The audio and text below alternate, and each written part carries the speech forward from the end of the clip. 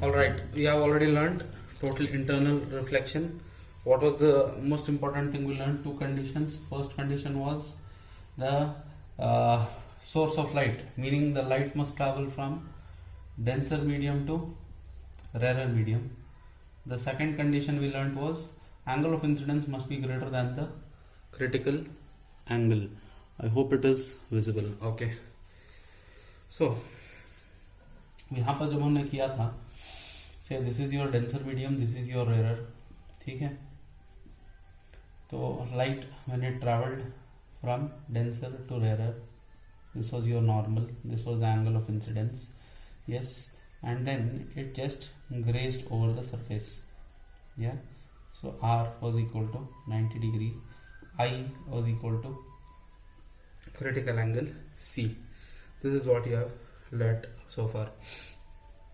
If I apply Snell's law for this one, let us say N1 is the rarer medium, N2 is the refractive index of denser. How can I write this? N2 sin I is equal to N1 sin R.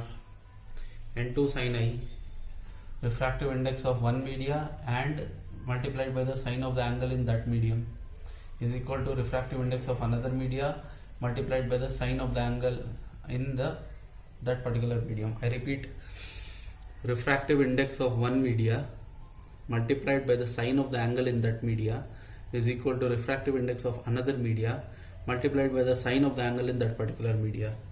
तो उस तरीके से N2 sin I is equal to N1 sin R हो गया, ठीक है. Now we know that clearly I is equal to C and R is equal to 90, ठीक है.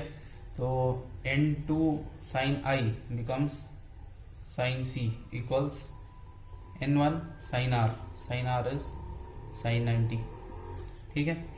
तो व्हाट इज हैपनिंग. अच्छा, एक और चीज़, जब भी साइन वैल्यूज लिखेंगे हम हमेशा डिग्री में ले रहे हैं अभी, ठीक है ना. साइन 90 इज 1, सो N2 इधर N2 sine C is equal to N1 into 1 आएगा.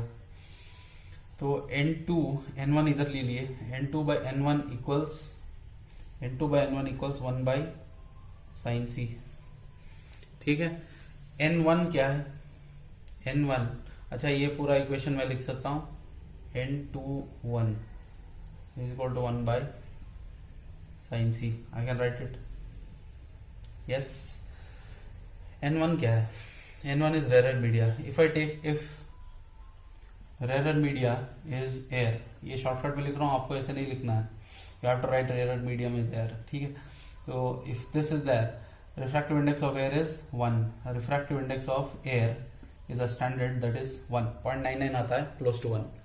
refractive index of vacuum भी उतना ही होता है.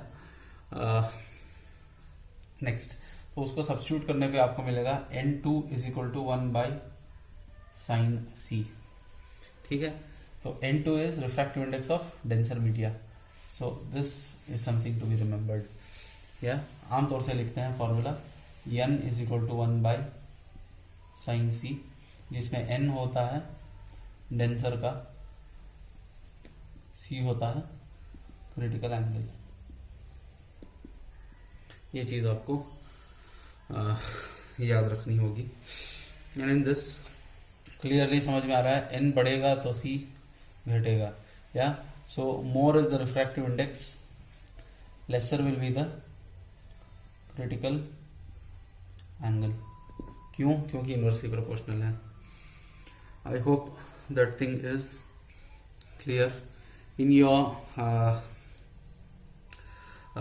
Your legends book you have different substances like water is given, crown glass is given, then dense flint glass is given. dense flint glass, I'm writing it like this because you have the book already, you can just see it, you have the table there, ठीक है. Refractive index इन लोगों का आ रहा है 1.33, 1.52, 1.62 and 2.42 and 2.42। इधर आ रहा है critical angle 48.75 degree, फिर आ रहा है 41.14। थोड़े लोग बोलते हो 41.14, that is stupid. Please remember after decimal you do not club and tell, you always tell in single digit. 41.14 गलत है, 41.14 बोलना चाहिए। Next 37.31, then 24.41. Should I remember all this, sir? Don't want. What you need, why did I write this then? You need to understand this n and c relation. जैसे n बढ़ रहा है c कम हो रहा है. If you know so much, that is more than enough. I hope this particular thing is clear. तो what is the application of total internal reflection, यानी use कहाँ पे होता है total internal reflection? एक को यूज होता है ऑप्टिकल फाइबर में। ऑप्टिकल फाइबर ये रोड साइड आपने देखा होगा, वो ट्री शेप का, जहाँ पर एंड्स में लाइट आपको शाइन होती होगी, light is being shone there. तो वो डेकोरेटिव आर्टिकल्स में भी ऑप्टिकल फाइबर्स यूज होते हैं। और इंटरनेट, अभी आजकल जो इंटरनेट यूज हो रहा है, that is all everything, all those copper cables are being replaced by optic fiber. So how and what it is, I'll tell you as we move on. Next thing is total reflecting prisms. Total reflecting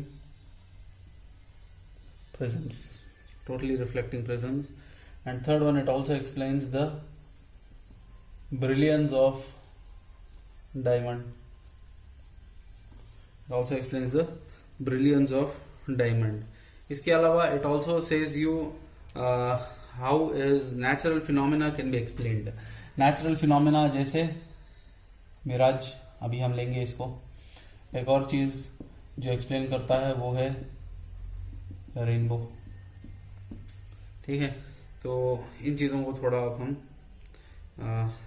will just learn them as we move forward. So I hope this is clear. एक बार फिर से बता देता हूँ, 2 conditions for total internal reflection are: the light must travel from denser to rarer medium, angle of incidence is greater than the critical angle. तो जब हम उस तरीके से लिखते हैं, C is equal to I, R is 90, N2 sin I is equal to N1 sin R. After that, I is equal to C, R equals 90, you substitute and you solve. N2 by N1 equals 1 by sin C, N2 1 is 1 by sin C. Usually first rarer media is air or vacuum, so it is 1, so n equals 1 by sin c आ जाएगा। उसके बाद मैंने उसका how it is inversely proportional पे किस तरह से values आ रहे हैं, these are experimentally found out values, वो कैसे डिफर हो रहे हैं, ये थियोरेटिकल वैल्यू, थियोरेटिकल रिजल्ट जो हमें मिला है, थियोरेटिकल रिजल्ट जो हमें मिला है, उसके हिसाब से आपका प्रैक्टिकल वैल्यूज जो मिले हैं, दोनों are in agreement. That means what we have been doing is right. So इतना आपने सीखा। एप्लीकेशंस में आपने सीखा optical fibre, total reflecting prisms, brilliance of diamond, it can explain mirage and rainbow. So these are the things you have gone through till now. We will move forward. Alright, I've just drawn it before to not waste the time. There is one more example, additional information in your book. Although additional information में नहीं आएगा, ये problem में आ जाता है बाद में, तो इसी के ऊपर प्रॉब्लम भी बेस्ड है आगे चल के। So let us learn what it is. So what do you get here? Yeah. So you have a fish here. Yeah. And this is obviously, I hope brilliant students will find out, this is water. Yeah.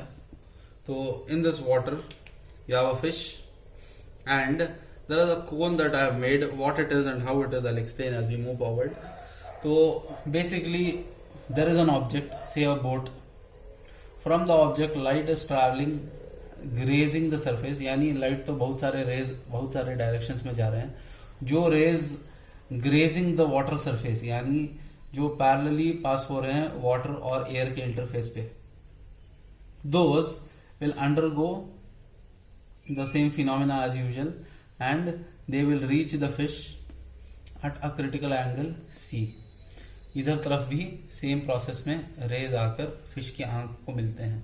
या तो आप you can say light from the object is coming to the fish, or you can say the light from the eyes of the fish is passing this way and then at the critical angle वो incident होने पर यहाँ पर object देख पा रहे हैं. तो बेसिकली ये फिश यहाँ का ऑब्जेक्ट देख सकती है. तो this is the critical angle, these two. So from that critical angle I can these two rays, इस हिसाब से, क्योंकि फिश जो है 3D है ना, यहाँ पर तो 2D दिखाई दे रहा है, but fish in actual is in 3D. Its eyes also cannot be shown in 2D. It has been a spherical kind of a shape. So you will form a cone. Yeah, that cone will have a particular height and a particular radius. तो ये आपका एक setup है जहां पर आपका total internal reflection काम आता है. जब क्रिटिकल एंगल पे लाइट इंसिडेंट हो, जो फिश देख सकती है उतना एरिया कितना है जो लाइट ये फिश देख सकती है. तो इससे basically for a hunter, if he has to hunt, he should not be in this cone area. Yes, if he is in this particular area, fish will easily come to know. तो उस तरीके से है. तो यहाँ पर आपको क्या मिल रहा है, तो ये कोन का एंगल कितना है, ये पूरा एंगल कितना हो जाएगा, this C is from here to here, तो यहाँ से यहाँ तक 2C हो जाएगा. ठीक है. So that is what he means when he says in your book, when you see it, you'll read it.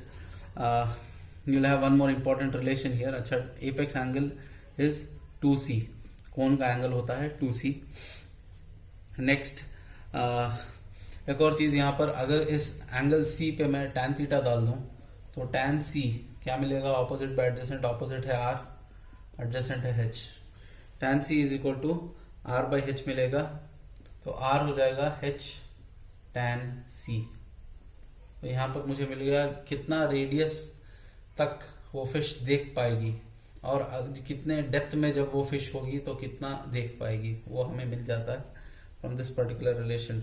This relation is important to be learned, and R is equal to H tan C, and that is also equal to H by root n square minus 1. This is something that is given without derivation. I hope only this thing you remember, that is enough. Clear? So that is what you need to know from world seen by a fish. तो जब वो fish होगी तो एक conical area होगा जितना उसे दिखाई देगा, वो किस प्रिंसिपल पे बेस्ड है, again the TIR, total internal reflection, to be honest critical angle पे बेस्ड है. एक और चीज आपको दी गई है आपके बुक्स में, experimental demonstration of TIR. Experimental demonstration of TIR. ये बहुत ही सिंपल है, कुछ नहीं किया है इसने. He has taken a beaker of soap water, ठीक है, and he has tried to incident light from the underground या फ्रॉम बीनीथ. तो उसमें क्या हुआ, थोड़ी लाइट जो है रिफ्रैक्ट हो गई, थोड़ी लाइट रिफ्लेक्ट हो गई. तो ये पहला केस है जहां पर ये सोर्स है लेजर लाइट को लेकर, he has just focused it. Some light got refracted, some light got reflected. क्यों मैंने दूर किया, denser to rarer, away from the medium, R will be more. ठीक है, this is the first case. ये कैसे प्रूव हो रहा है, इधर आपको कहीं पे सीलिंग पे एक पॉइंट पे लाइट नजर आएगी, नीचे भी एक पॉइंट पे लाइट का रिफ्लेक्शन, यानी एक one point of light you will be able to C.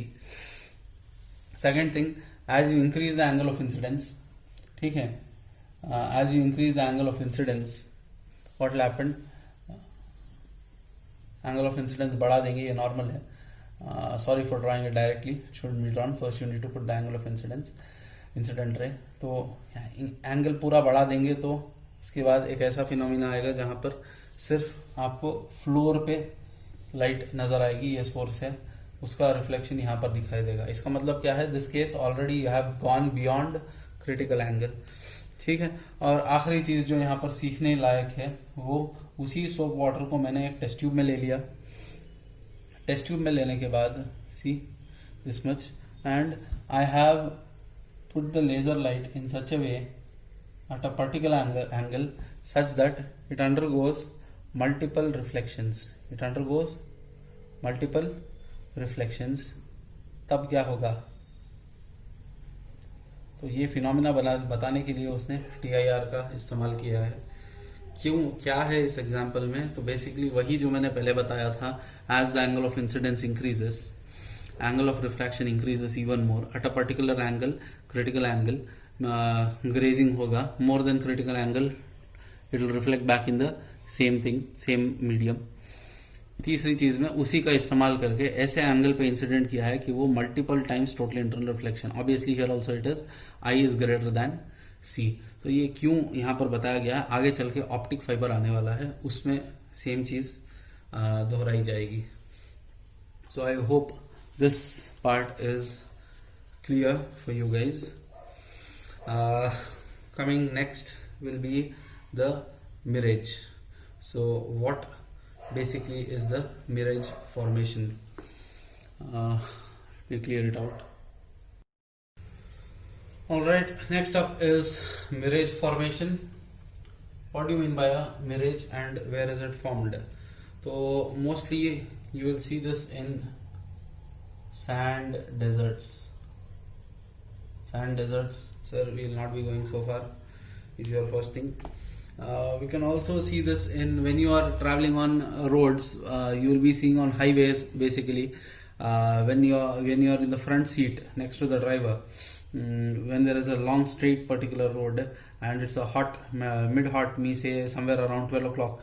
So what happens is you always see some amount of something like far off distance on the road itself, you have water coming up, but when you go close to that there is no water. When you get down and you check it also, there is nothing wet over there.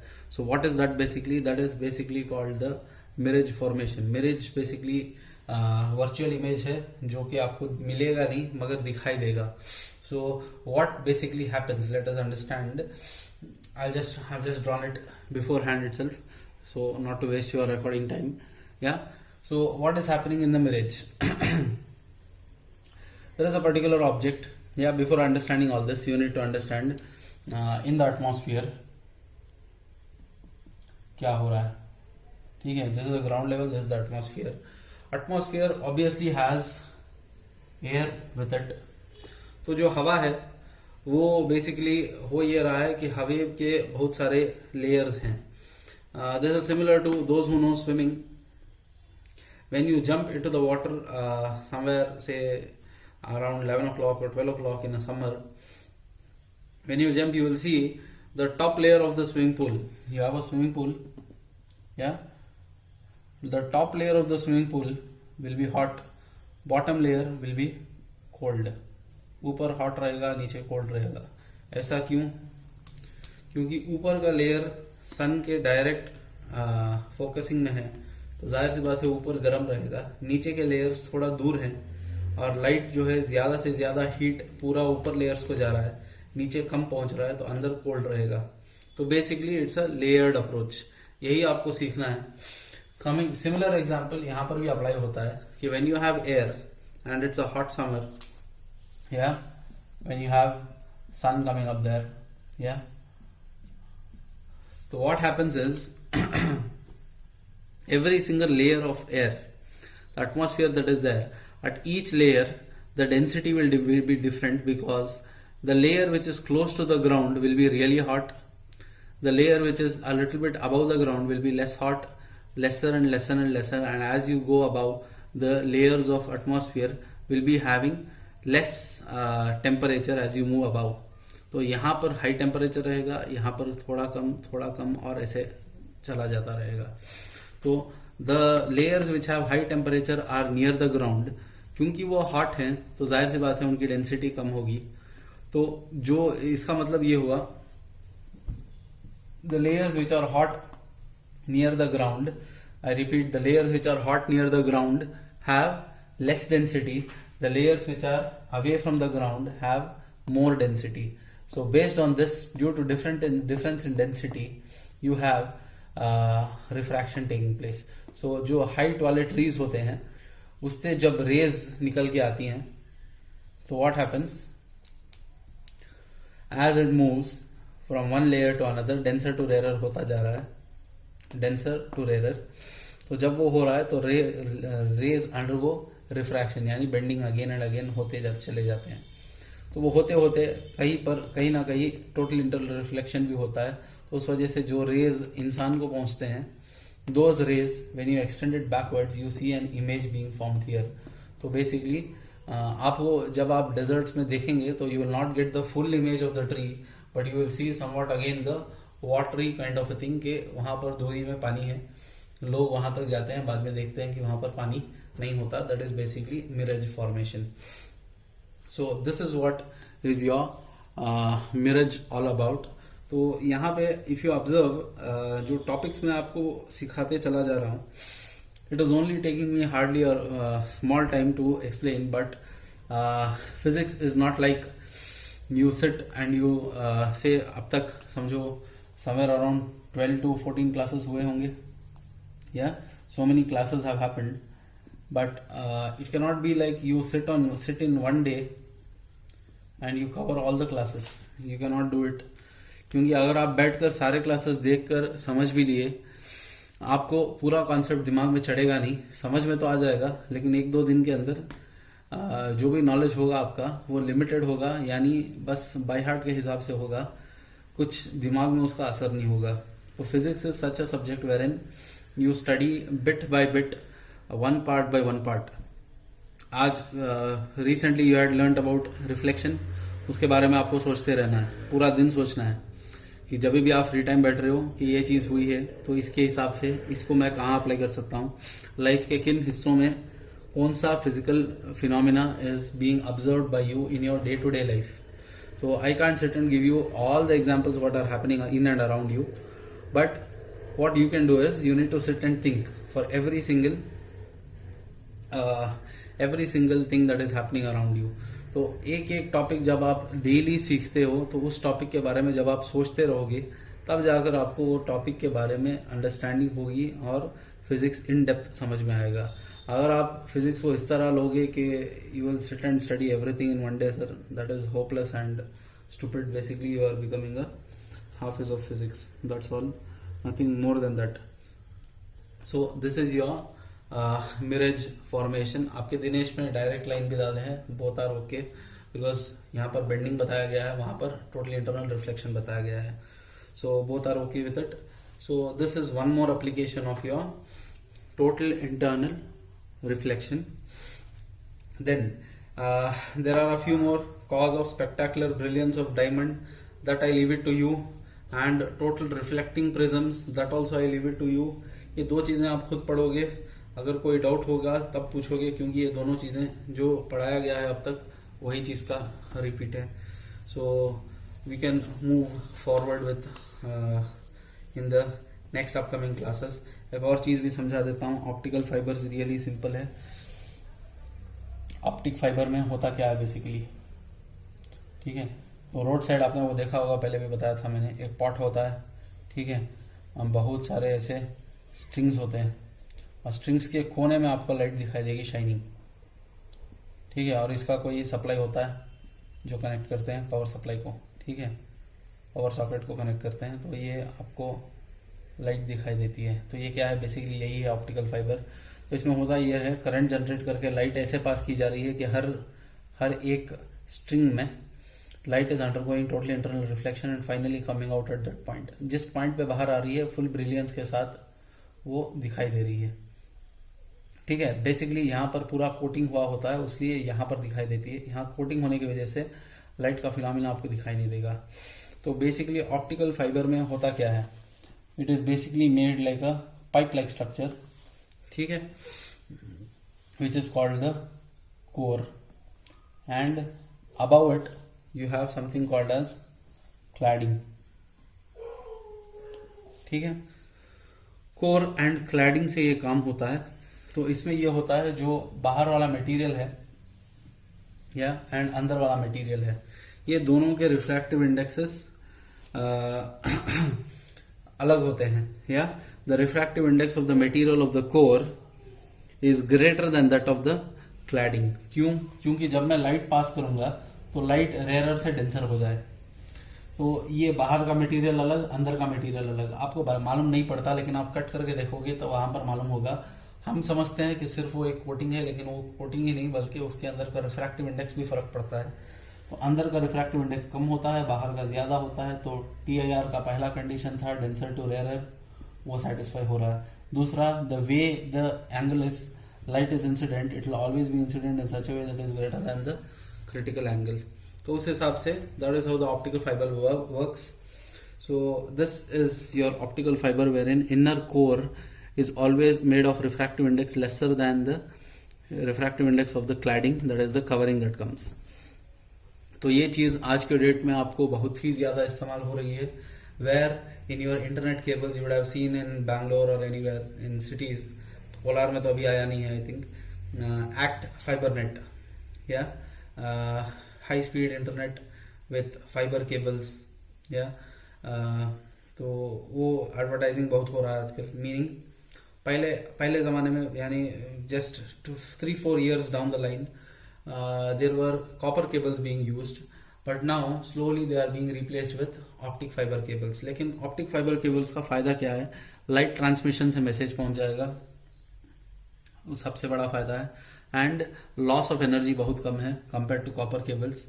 And दूसरी चीज़, एक चीज़ disadvantages ये है कि ये cables जब टूट जाते हैं तो पूरा केबल रिप्लेस करना पड़ता है, या फिर उसका रिपेयरिंग भी बहुत ही मुश्किल होता है, क्योंकि उसके उस हिस्से को काट के फिर ऑप्टिकली प्रॉपर वाला मटेरियल वहाँ पे डाल के उसे फिक्स करना पड़ता है। So repairing optic fibre is a little bit difficult. Just go through the advantages and then we can stop with this particular topic. Optical fibre are used in telecommunication, जैसे मैंने बताया, then used to transmit audio and video signals, as soon as I told internet, in that both of them have come. They are used in decorative table lamps, I have told that also. They are used in endoscopes to view interior parts of human body. So human body यानी आपके medical instruments और medical applications में भी you will be using optic fibers in the future inshallah. So these are a few topics that I have covered today. We are done with basically refraction and its total internal reflection and its applications. एक दो चीज़ें मैंने आपको खुद पढ़ने के लिए बोली हैं, क्योंकि वो आपको ऑलरेडी 2 एग्जाम्पल समझा दिया हूँ, तो ये पढ़ना आपके लिए बहुत आसान होगा. You can learn it directly from your book that I have sent. In the new upcoming classes, we will try to deal with something much more important. We'll stop at this. Thank you.